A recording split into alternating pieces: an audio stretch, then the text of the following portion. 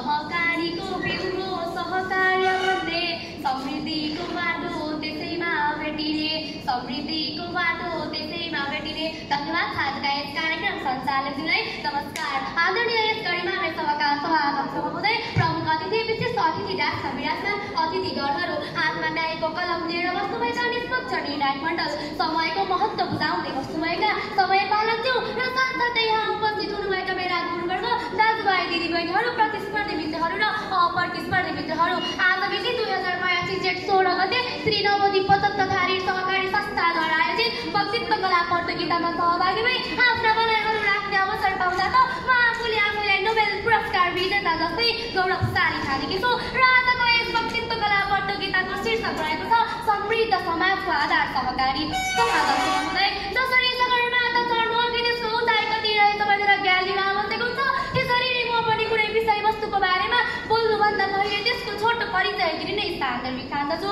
सहकारी भनेको केवल संस्थागत कारोबार मात्र होइन, यो त आपसी विश्वास, पारदर्शिता र सम्मान सहभागितामा आधारित एउटा साझा यात्राको नाम मात्रै हो, जहाँ व्यक्तिगत फाइदाभन्दा बढी सामूहिक हितलाई प्राथमिकता दिने गरिन्छ।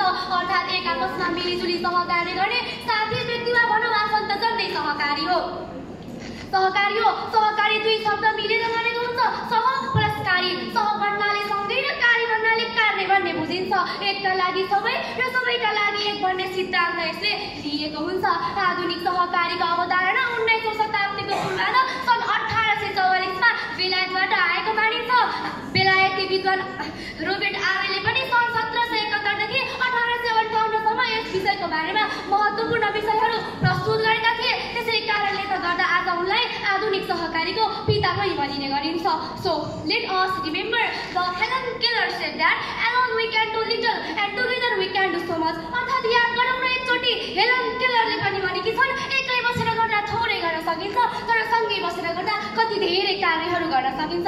उदाहरणकै लागि हेरौँ न, यस महिनामा पनि लगभग 42वटा सहकारी संस्थाहरू रहेका छन्। तीमध्ये यस नवोदित पचत तथा सहकारी ऋण संस्थाले पनि विद्यार्थीहरूको शैक्षिक क्षेत्रमा पनि ठुलो महत्त्वपूर्ण भूमिका त खेल्दै नै आइरहेको छ। त्यसै गरी अन्नपूर्ण बिउ उत्पादक सहकारी संस्थाले पनि जलवायु स्मार्ट कृषि अभ्यासहरू अपनाएर किसानहरूको आम्दानी वृद्धि गर्नको लागि ठुलो प्रयास त गरि नै रहेको छ। भनिन्छ नि, यदि एक्लै छिटो जान चाहनुहुन्छ भने हिँड्नुहोस्, तर टाढा जान चाहनुहुन्छ भने सँगै जानुहोस् न। यो मलाई सहकारीको एक हातमा हो, हातमा हात, काममा काम। यही छ सहकारीको असली बात भने चाहिँ सहकारीले त्यो ऊर्जा निकाल्न सक्छ जुन हामीले व्यक्तिगत रूपमा त कहिल्यै निकाल्न सक्दैनौँ। सभाध्यक्ष महोदय, म तपाईँहरूलाई एउटा प्रश्न गर्न चाहन्छु। के तपाईँले सहकारी भनेको के हो, सहकारीका फाइदा बेफाइदा र यसका कमी कमजोरीका बारेमा जवाफ दिन सक्नुहुन्छ? पक्कै सक्नुहुन्छ, अवश्य पनि सक्नुहुन्छ। र सक्नेवाला नीति नियम पनि नबनेका त होइनन्, बने त केवल कविता पानामा मात्र सीमित छन्, तर व्यवहारमा भने यस्ता घटनाहरू तपाईँ हाम्रै आँखा अगाडि झर्लकै र कानमा गुन्जिरहेका छन्। अहिले तपाईँहरू त्यहाँ बसेर मलाई हेरिरहनु भएको छ, मैले के बोलिरहेको छु पनि सुनिरहनु भएको छ। कतिलाई आनन्द लाग्यो होला, कतिलाई बोर लाग्यो होला, कतिलाई झ्याउ लाग्यो होला। त यदि सुन्दा सुन्दै पनि तपाईँलाई अझै सहकारी भनेको के हो भन्ने थाहा छैन भने सहकारी भन्दा साथी हो बुझ्नुहोस् कि सामूहिक शक्ति जहाँ व्यक्तिको सिप, सोच र समय एकसाथ जोडिएको हुन्छ। उदाहरणकै लागि हेरौँ न, हाम्रै गाउँघरकै उदाहरणमा हेर्ने हो भने हाम्रा पुर्खाहरू जो सम्पन्न थिए, जो धनी थिए, त्यस्ता व्यक्तिहरूले मध्यम स्तरका व्यक्तिहरूलाई ऋण दिने काम गर्दथे र ऋण दिए बापत उनीहरूले ब्याज उठाउने काम गर्थे। ब्याजको नाममा ब्याजको स्याजको ब्याज भने चाहिँ उनीहरूले त्यस्ता व्यक्तिहरूबाट कति पैसा असुल गर्थे। तर जब सहकारीको उदय भएको थियो, यस्ता समस्याहरू त कति गए जुन आज हामीले आफ्नो दैनिक जीवनमा त भोगि नै रहेका छौँ।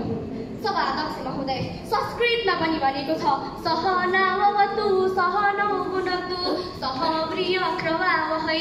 अर्थात् हामी सबैलाई भगवानले संरक्षण गरून्, रक्षा गरून्, हामी सँगै आहार ग्रहण गरौँ, हामी सँगै बल प्राप्त गरौँ। अन्ततः सहकारी भनेको एक आन्दोलन हो जसले समृद्ध नेपालको सपना साकार पारिदिन सक्छ। हामी केवल ग्राहक मात्र होइनौँ हजुर, सहकारीका साझेदार पनि हौ। हामी जस्तै नागरिकहरूको सहभागिताले गर्दा नै सहकारीलाई समृद्धिको एक शक्तिशाली हतियार बनाउन सकिन्छ। र हामी जस्ता नागरिकहरूले यो पनि बुझ्नुपर्दछ कि सहकारी भनेको केवल आर्थिक लेनदेनको संस्था मात्र होइन कि समाजमा परिवर्तन ल्याउने सशक्त माध्यम पनि हो। सभाध्यक्ष महोदय, रूपन्देही जस्तो सम्भावनायुक्त जिल्लामा त सहकारीले अनेक प्रकारका सकारात्मक परिवर्तन त ल्याइदिन सकेको छ। चाहे त्यो छपियाको माछा